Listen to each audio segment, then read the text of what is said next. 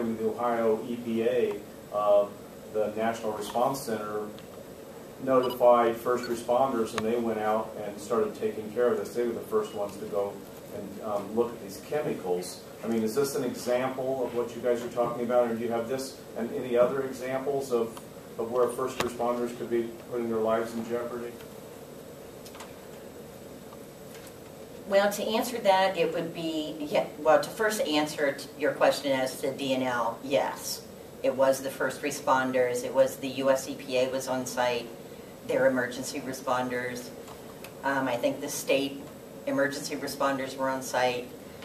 When someone notifies the name just went out right out of my head. When someone notifies the National Response Center, the National Response Center automatically notifies like 18 different agencies, from federal government to state government. So there is general training for first responders on how to handle a hazardous situation. But typically the first responders have an idea of what they could be approaching.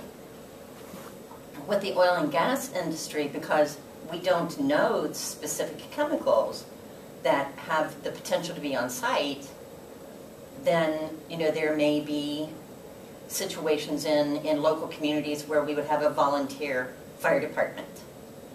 And if you have a volunteer fire department, usually they're coming from like home.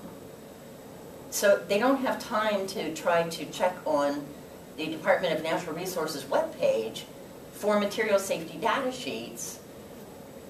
And if they can't find a chemical inventory, then they're going to be lost. They do not know what they are going to be walking into. And the specific issue in the complaint, which Teresa can talk about, actually deals with the public smelling the chemicals but not being able to find out what those chemicals are. Now, there are instances in the oil and gas industry where you won't know until you see a fish kill or you see some other type of response to it. And that is part of the problem, is that this is being dealt with much differently than, say, a paint company or a company that has other chemicals just sitting around.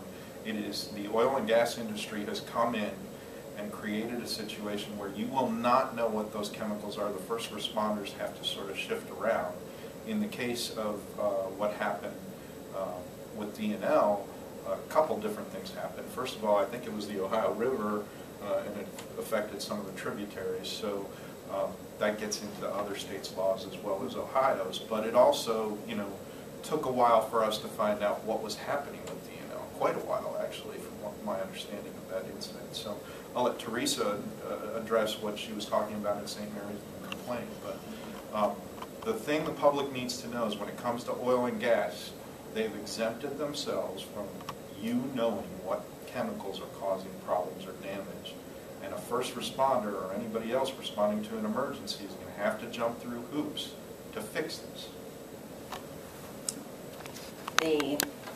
The situation in St. Mary's was the local fire department was called to an emergency because of a chemical odor.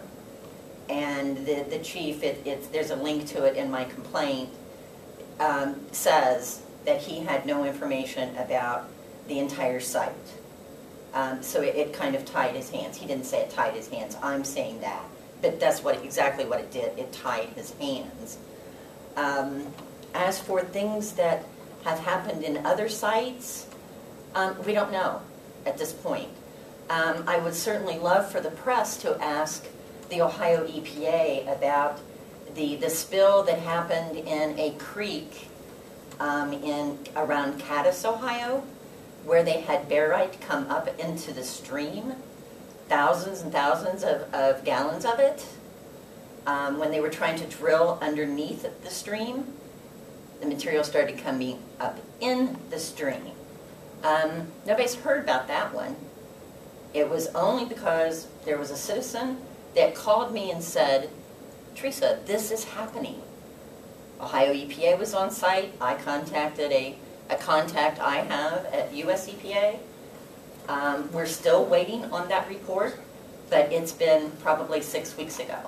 So information, even on accidents and spills, is being withheld from citizens also. So to answer your question, has it happened other places?